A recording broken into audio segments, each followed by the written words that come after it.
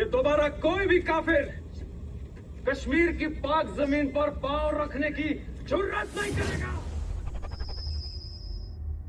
दोस्तों, धरती का जन्नत कहे जाने वाला कश्मीर जितना खूबसूरत है उतना ही गंदा उसका इतिहास, जिसे जानकर आप बहुत कुछ सोचने पर मजबूर हो जाएंगे। तो आइए जानते हैं जम्मू और कश्मीर के बनने और अब तक का इतिहास, जिसे जानकर आप हैरान हो जाएंगे। तो नमस्कार दोस्तों, आप सभी का स्वागत है हमारे चैनल अल्फा नॉलेज में। दोस्तों, कहते हैं कश्यप ऋषि कश्मीर के पहले राजा थे। कश्मीर को उन्होंने अपने सपनों का राज्य बनाया था। उनकी एक पत्नी कुदरू के गर्भ से नागों की उत्पत्ति हुई थी, जिनमें प्रमुख 8 नाग थे। पहला अनंत, दूसरा वासुकी, तीसरा तक्षक, चौथा कर्कटोक, 5वां पद्म, 6वां महापद्म, 7वां शंख और 8वां कुलिक। दोस्तों, इन्हीं से नाग वंश की स्थापना हुई। आज भी कश्मीर में इन नागों के नाम पर ही स्थानों के नाम है। कश्मीर का अनंतनाग नागवासियों की राजधानी थी। कश्मीर का नाम कश्यप ऋषि के नाम पे पड़ा था। कश्मीर के सभी मूल निवासी हिंदू थे। कश्मीर पंडितों की संस्कृति लगभग 6000 साल पुरानी है और वे ही कश्मीर के मूल निवासी माने जाते हैं। इसलिए अगर आपसे कोई कहता है कि भारत ने कश्मीर पर कब्जा किया है तो यह बिल्कुल ही गलत है। कब्जा तो पाकिस्तान ने आधे कश्मीर पर कर रखा है, जिसे हम पीओके कहते हैं। 14वीं शताब्दी में तुर्किस्तान से आए एक पूर्व मंगोल मुस्लिम आतंकी दुल्चा ने 60,000 लोगों की सेना के साथ कश्मीर पर आक्रमण किया और कश्मीर में धर्मांतरण करके मुस्लिम साम्राज्य की स्थापना की। दुल्चा ने नगरों और गांवों को पूरी तरीके से नष्ट कर दिया और हजारों हिंदुओं का नरसंहार किया। हजारों हिंदुओं को जबरदस्ती मुस्लिम बनाया गया। सैकड़ों हिंदू जो इस्लाम धर्म को कबूल नहीं करना चाहते थे, उन्होंने आत्महत्या कर ली। कितने हिंदू वहां से भाग निकले हैं। दोस्तों, जम्मू कश्मीर और लद्दाख पहले हिंदू शासकों और फिर बाद में मुस्लिम सुल्तानों के अधीन रहा। बाद में यह राज्य अकबर के शासन में मुगल साम्राज्य का एक हिस्सा बन गया। वर्ष 1756 में अफगान शासन के बाद वर्ष 1819 में यह राज्य पंजाब के सिख साम्राज्य के अधीन हो गया। बाद में 1846 में रंजीत सिंह ने जम्मू क्षेत्र महाराजा गुलाब सिंह को सौंप दिया। गुलाब सिंह के बाद उनके वंशज राजा हरीश सिंह जम्मू के राजा हुए। आजादी से पहले भारत लगभग 565 छोटी और बड़ी रियासतों में बटा हुआ था। दोस्तों, जब भारत आजाद हुआ तो अंग्रेजों ने यहाँ की रियासतों को अपनी इच्छा के अनुसार भारत और पाकिस्तान दोनों में किसी एक मुल्क को चुनने की आजादी दी।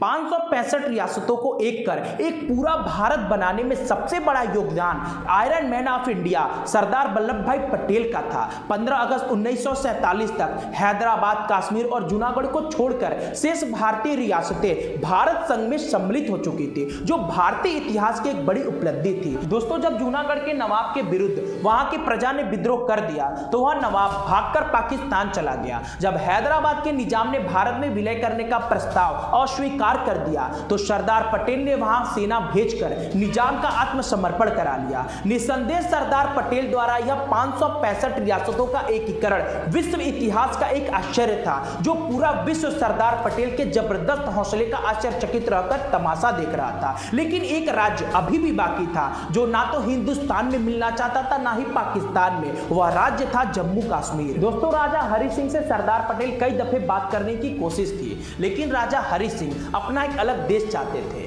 जिसमें किसी भी देश का कोई भी हस्तक्षेप ना हो। इसी बीच जम्मू कश्मीर के पुंछ के क्षेत्र में महाराजा हरि सिंह ने किसानों पर कुछ दंडात्मक करों का प्रावधान कर दिया। इन्हीं दंडात्मक प्रावधानों के कारण सन 1947 में पुंछ में महाराजा हरि सिंह के खिलाफ विद्रोह छिड़ गया। दोस्तों, विद्रोह का फायदा उठाते हुए पाकिस्तानियों ने 21 अक्टूबर 1947 को अपने आतंकियों को जम्मू कश्मीर में घुसपैठ करा दिया।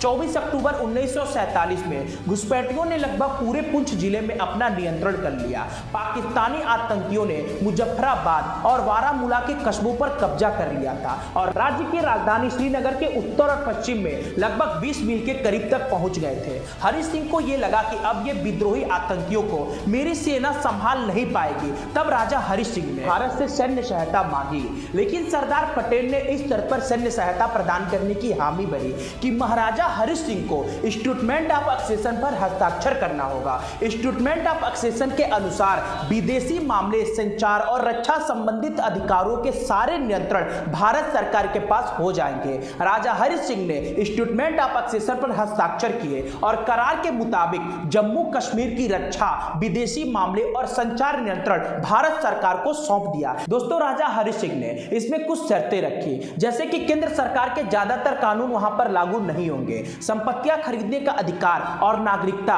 राज्य के बाहर किसी भी नागरिक को नहीं होगा। नागरिकता और संपत्ति के अधिकार समेत वहां के लोगों को मौलिक अधिकार भी अलग होंगे। केंद्र सरकार वहां धारा 360 का इस्तेमाल करते हुए वित्तीय आपातकाल लागू नहीं कर सकती। केवल बाहरी आक्रमण के वक्त ही केंद्र सरकार को वहां पर आपातकाल लागू करने का अधिकार होगा। आंतरिक अशांति के आधार पर केंद्र सरकार वहां आपातकाल लागू नहीं कर सकती और इन शर्तों का नाम दिया गया धारा 370। इन शर्तों को मानते हुए सरदार पटेल ने भारतीय सैनिकों को तुरंत हवाई जहाज द्वारा श्रीनगर भेज दिया। इधर पाकिस्तान ने भी हस्तक्षेप करना शुरू कर दिया। भारत और पाकिस्तान की सेनाओं के बीच युद्ध छिड़ गया और नियंत्रण के दो क्षेत्र बन गए। दोस्तों, पाकिस्तान द्वारा समर्पित विद्रोहियों ने जिस क्षेत्र पर कब्जा कर लिया था वो क्षेत्र पाकिस्तान के हो गए। पाकिस्तान द्वारा जीते गए उन्हीं क्षेत्र को वर्तमान में पाकिस्तान अधिकृत कश्मीर यानी कि पीओके कहा जाता है। दोस्तों, दिन बीते, साल बीते और फिर शुरू हुआ कश्मीर में हिंदुओं के मौत का नंगा नाच, जिसे सुनकर आपकी रूहें कांप जाएंगी।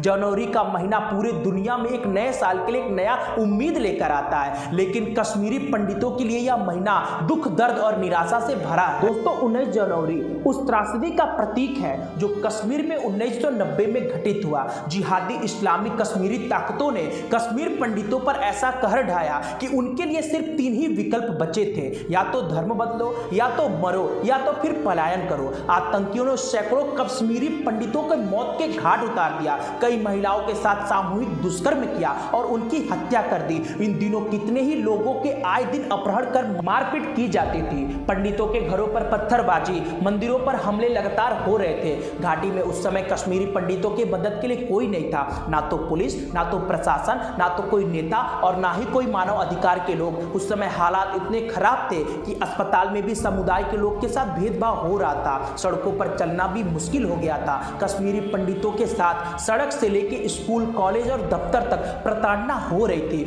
19 जनवरी 1990 की रात को अगर उस समय के नवनियुक्त राज्यपाल जगमोहन ने घाटी में सेना नहीं बुलाई होती तो कश्मीरी पंडितों का कत्लेआम, वह महिलाओं के साथ सामूहिक दुष्कर्म किस सीमा तक होता, इसकी कल्पना भी नहीं की जा सकती। उस रात पूरी घाटी में मस्जिदों से, लाउड स्पीकरों से ऐलान हो रहा था कि काफिरों को मार दो, हमें कश्मीर चाहिए, पंडित महिलाओं के साथ, ना कि पंडित पुरुषों के साथ। यहाँ सिर्फ निजामे मुस्तफा चलेगा। लाखों की तादाद में कश्मीरी मुसलमान सड़कों पर मौत के तांडव की तैयारी कर रहे थे। अंत में सेना कश्मीर पंडितों के बचाव में आई। ना तो कोई पुलिस वाला, ना तो कोई नेता और ना ही कोई सोसाइटी के लोग। कश्मीरी पंडितों के मुताबिक 1990 में 300 से भी ज्यादा पंडितों को मार दिया गया। इसके बाद भी पंडितों का नरसंहार जारी रहा। 26 जनवरी 1998 में बदहामा में 24 और 2003 में नदी मर्ग गांव में 23 कश्मीरी पंडितों का कत्ल किया गया। साल 1947 तक कश्मीरी में हिंदुओं की आबादी 15% थी और आज वहां हिंदू की आबादी सिर्फ 2.5% तक ही रह गई है। कश्मीरी पंडितों के नरसंहार के बाद कश्मीर में 105 स्कूल, कॉलेज और 103 हिंदू मंदिरों को तोड़ दिया गया। 30 साल बीत जाने के बाद भी हैरानी की बात तो यह है कि सैकड़ों मामलों में पुलिस ने FIR तक दर्ज नहीं किया। गिरिजा गंजू या फिर सरला भट्ट, जिसका अपहरण कर सामूहिक दुष्कर्म किया गया और फिर लकड़ी चीरने की मशीन से जिंदा चीर दिया गया। इस घटना ने पूरे इंसानियत को शर्मसार कर दिया। कश्मीरी पंडितों का नरसंहार का नंगा नाच देख केवल कश्मीरी नहीं, पूरा भारत चुप था। कश्मीर के बड़े नेता फारूक अब्दुल्ला, अमर अब्दुल्ला, महबूबा मुफ्ती, यहां तक कि दिवंगत मुफ्ती मोहम्मद सईद ने कभी भी कश्मीर पंडितों को न्याय दिलाने की बात नहीं की। जब पंडितों पर हमले हो रहे थे तब फारूक अब्दुल्ला जम्मू के मुख्यमंत्री थे, मुफ्ती मोहम्मद सईद देश के गृह मंत्री थे, लेकिन दोनों में से किसी ने भी पंडितों को बचाने या न्याय दिलाने की बात नहीं की और ना ही कोई कदम उठाया। दोस्तों, कश्मीरी पंडितों को आज भी न्याय का इंतजार है। साल 2020 से एक नए युग की शुरुआत होती है, लेकिन 3 दशक बीत जाने के बाद भी आज इस समुदाय के लिए घर वापसी की राह आसान नहीं है। अगर वो 10 दफा भी हिंदुस्तान के प्राइम मिनिस्टर बनेंगे वो 370 को नहीं छोड़ सकते। लेकिन दोस्तों इनके लिए भारत में एक मसीहा आता है और फिर कुछ ऐसा करता है कि 5 अगस्त 2019 की सुबह वहां फिजाएं कुछ अलग ही थी। लोग गहरी नींद में थे। जब वो जगे तो कर्फ्यू लगाया जा चुका था, मोबाइल के फोन सिग्नल गायब हो चुके थे, इंटरनेट बंद हो चुका था, यहां तक कि लैंडलाइन कनेक्शन भी काटा जा चुका था। पिछले कुछ दिनों में वायुसेना के हेलीकॉप्टर से उतरे हजारों की संख्या में जवान तैनात किए जा चुके थे।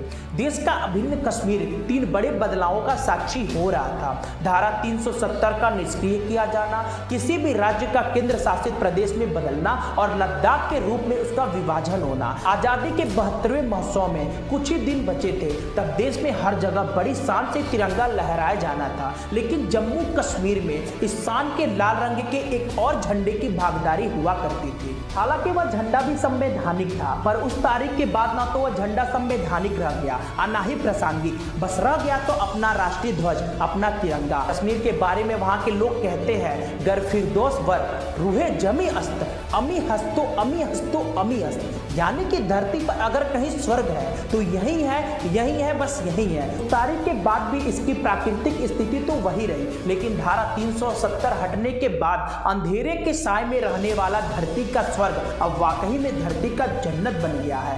भौगोलिक सीमाएं बदल गई है, इसके साथ ही साथ राजनीतिक और प्रशासनिक तौर पर भी काफी कुछ व्यवस्थाएं बदल गई हैं। वह कल की तारीख थी और यह आज की तारीख है। आज की सरकार ने वहां की पूरी तस्वीर ही बदल दिया है। कुछ इन्हीं कारणों के वजह से मोदी सरकार का रहना बहुत ही जरूरी है, क्योंकि हम जिस भारत की कल्पना कर रहे हैं वो सिर्फ इसी सरकार की वजह से मुमकिन हो रहा है। दोस्तों आज के लिए सिर्फ इतना ही। ऐसे ही इतिहास के पन्नों को लिए मिलेंगे एक नए वीडियो में, तब तक के लिए नमस्कार।